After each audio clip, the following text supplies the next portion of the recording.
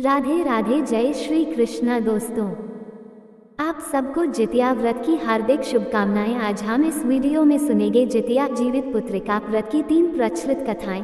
इन कथाओं को पढ़ने सुनने, इनका पाठ करने से दीर्घायु होती है, संतान आती है, सुख समृद्धि मनोकामना होती है पूर्ण। जीवित पुत्रिका व्रत की 3 कथाएं। जीमूतवाहन राजा, सियारिन और भगवान कृष्ण से जुड़ी व्रत की कहानी। भगवान कृष्ण से जुड़ी व्रत की कहानी। जीवित पुत्रिका व्रत इस साल 25 सितंबर को रखा जाएगा। इस दिन भगवान श्री गणेश, माता पार्वती और शिवजी की पूजा एवं ध्यान के बाद ऊपर बताई गई व्रत कथा भी सुननी चाहिए। इसकी पूजा शिवजी को प्रिय प्रदोष काल में करनी चाहिए। व्रत का पारण दूसरे दिन अष्टमी तिथि की समाप्ति के पश्चात किया जाता है। यहाँ हम आपको दे रहे हैं जितिया व्रत की 3 कहानियाँ। इसमें पहली कहानी सियारिन वाली है, दूसरी जीमूतवाहन राजा की और तीसरी भगवान श्री कृष्ण से जुड़ी हुई है। चिल्हो सियारों की कथा। जीवित पुत्रिका व्रत में चिल्हो सियारों की एक कथा भी सुनी जाती है। वह संक्षेप में इस प्रकार से है। एक वन में सेमर के पेड़ पर एक चील रहती थी। पास की झाड़ी में एक सियारिन भी रहती थी। दोनों में खूब पत्ती थी।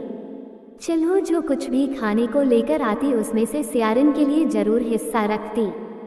सियारिन भी चिल्हो का ऐसा ही ध्यान रखती। इस तरह दोनों के जीवन आनंद से कट रहे थे। एक बार वन के पास गांव में औरतें जितिया के पूजा की तैयारी कर रही थी। चिल्हो ने उसे बड़े ध्यान से देखा और अपनी सखी सियारों को भी बताओ। फिर चिल्हो सियारों ने तय किया कि वे भी यह व्रत करेगी। सियारों और चिल्हो ने जितिया का व्रत रखा। बड़ी निष्ठा और लगन से दोनों दिन भर भूखे प्यासे मंगल कामना करत व्रत में रही, मगर रात होते ही सियारिन को भूख प्यास सताने लगी। जब बर्दाश्त न हुआ तो जंगल में जाके उसने मांस और हड्डी पेट भरकर खाया। चिल्हो ने हड्डी चबाने के कड़ कड़ की आवाज़ सुनी तो पूछा कि यह कैसी आवाज़ है। सियारिन ने कह दिया, बहन भूख के मारे पेट गुड़गुड़ा रहा है, यह उसी की आवाज़ है। मगर चिल्हो को पता चल गया। उसने सियारिन को खूब लताड़ा कि जब व्रत नहीं हो सकता तो संकल्प क्यों लिया था। सियारिन लजा गई, पर व्रत भंग हो चुका था। चिल्हो रात भर भूखे प्यासे रहकर व्रत पूरा की। अगले जन्म में दोनों मनुष्य रूप में राजकुमारी बनकर सगी बहनें हुई। सियारिन बड़ी बहन हुई और उसकी शादी एक राजकुमार से हुई। चिल्हो छोटी बहन हुई, उसकी शादी उसी राज्य के मंत्री पुत्र से हुई। बाद में दोनों राजा और मंत्री बने। सियारिन रायानी के जो भी बच्चे होते वे मर जाते, जबकि चिल्हो के बच्चे स्वस्थ और हटे कट्टे रहते। इससे उसे जलन होती। उसने कभी उनका सर कटवाकर डब्बे में बंद करा दिया, पर वह शीश मिठाई बन जाती और बच्चों का बाल तक बांका न होता। बार बार उसने अपनी बहन के बच्चों और उसके पति को मारने का प्रयास भी किया, पर सफल न हुई। आखिरकार दैवयोग से उसे भूल का आभास हुआ। उसने क्षमा मांगी और बहन के बताने पर जीवित पुत्रिका व्रत विधि विधान से किया तो उसके पुत्र भी जीवित रहे। जीवित पुत्रिका व्रत कथा। गंधर्वों के राजकुमार का नाम जीमूतवाहन था। वे बड़े उदार और परोपकारी थे। जीमूतवाहन के पिता ने वृद्धावस्था में वानप्रस्थ आश्रम में जाते समय इनको राजसिंहासन पर बैठाया, किंतु इनका मन राजपाट में नहीं लगता था। वह राज्य का भार अपने भाइयों पर छोड़कर स्वयं वन में पिता की सेवा करने चले गए। वन में ही जीमूतवाहन को मलायवती नामक राजकन्या से भेंट हुई और दोनों में प्रेम हो गया। एक दिन जब वन में भ्रमण करते हुए जीमूतवाहन काफी आगे चले गए, तब उन्हें एक वृद्धा विलाप करते हुए दिखी। पूछने पर वृद्धा ने रोते हुए बताया, मैं नागवंश की स्त्री हूँ, मुझे एक ही पुत्र है।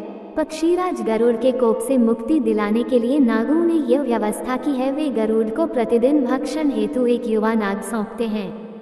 आज मेरे पुत्र शंखचूड़ की बलि का दिन है। आज मेरे पुत्र के जीवन पर संकट है और थोड़ी देर बाद ही मैं पुत्र विहीन हो जाऊंगी। एक स्त्री के लिए इससे बड़ा दुख क्या होगा कि उसके जीते जी उसका पुत्र न रहे। जीमूतवाहन को ये सुनकर बड़ा दुख हुआ।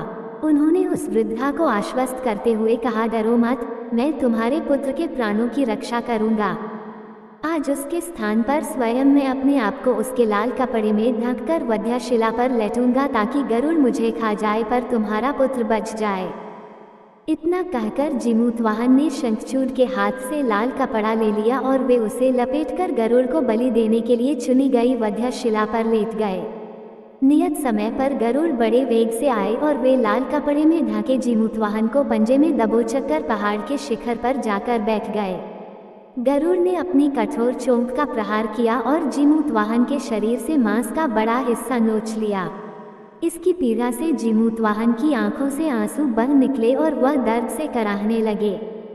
अपने पंजे में जकड़े प्राणी की आंखों में से आंसू और मुंह से कराह सुनकर गरुड़ बड़े आश्चर्य में पड़ गए, क्योंकि ऐसा पहले कभी न हुआ था। उन्होंने जीमूतवाहन से उनका परिचय पूछा। जीमूतवाहन ने सारा किस्सा कह सुनाया कि कैसे एक स्त्री के पुत्र की रक्षा के लिए वह अपने प्राण देने आए हैं। आप मुझे खाकर भूख शांत करें। गरुड़ उनकी बहादुरी और दूसरे की प्राणरक्षा के लिए स्वयं का बलिदान देने की हिम्मत से बहुत प्रभावित हुए। उन्हें स्वयं पर पछतावा होने लगा। वह सोचने लगे कि एक यह मनुष्य है जो दूसरे के पुत्र की रक्षा के लिए स्वयं की बलि दे रहा है, और एक मैं हूँ जो देवों के संरक्षण में हूँ किंतु दूसरों की संतान की बलि ले रहा हूँ। उन्होंने जीमूतवाहन को मुक्त कर दिया। गरुड़ ने कहा, हे उत्तम मनुष्य, मैं तुम्हारी भावना और त्याग से बहुत प्रसन्न हूँ। मैंने तुम्हारे शरीर पर जो घाव किए हैं उसे ठीक कर देता हूँ। तुम अपनी प्रसन्नता के लिए मुझसे कोई वरदान मांग लो। राजा जीमूतवाहन ने कहा कि हे पक्षीराज, आप तो सर्वसमर्थ हैं। यदि आप प्रसन्न हैं और वरदान देना चाहते हैं तो आप सर्पों को अपना आहार बनाना छोड़ दें। आपने अब तक जितने भी प्राण लिए हैं उन्हें जीवन प्रदान करें। गरुड़ ने सबको जीवनदान दे दिया और नागों की बलि न लेने का वरदान भी दिया। इस प्रकार जीमूतवाहन के साहस से नाग जाति की रक्षा हुई। गरुड़ ने कहा, तुम्हारी जैसी इच्छा वैसा ही होगा। हे राजा, जो स्त्री तुम्हारे इस बलिदान की कथा सुनेगी और विधिपूर्वक व्रत का पालन करेगी उसकी संतान मृत्यु के मुख से भी निकल आएगी। तब से ही पुत्र की रक्षा हेतु जीमूतवाहन की पूजा की प्रथा शुरू हो गई। ये कथा कैलाश पर्वत पर भगवान शंकर ने माता पार्वती को सुनाई थी। जीवित पुत्रिका के दिन भगवान श्री गणेश, माता पार्वती और शिवजी की पूजा एवं ध्यान के बाद ऊपर बताई गई व्रत कथा भी सुननी चाहिए। भगवान श्री कृष्ण, ये कथा महाभारत काल से जुड़ी हुई है। महाभारत युद्ध के बाद अपने पिता की मृत्यु के बाद अश्वत्थामा बहुत ही नाराज था और उसके अंदर बदले की आग तीव्र थी, जिस कारण उसने पांडवों के शिविर में घुसकर सोते हुए 5 लोगों को पांडव समझकर मार डाला था।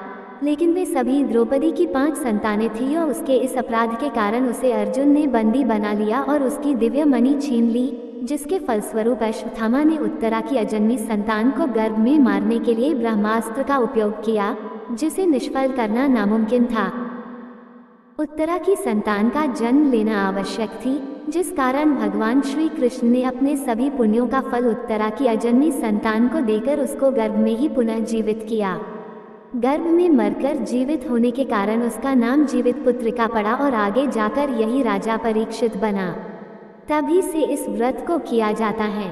स्त्रियां चिरंजीवी संतान चाहती हों तो विधि पूर्वक ये व्रत करें और इन कथाओं का पाठ करें तो दीर्घायु होती है संतान, सुख समृद्धि आएगी, हर मनोकामना होगी पूर्ण। और दोस्तों, ये थी आज की कथाएं। आपको हमारी वीडियो अच्छी लगी हो तो वीडियो को लाइक करें, चैनल को सब्सक्राइब करें, कमेंट में जय श्री राधे कृष्णा लिखना ना भूले। राधे राधे। दोस्तों, वीडियो देखने के लिए आपका धन्यवाद।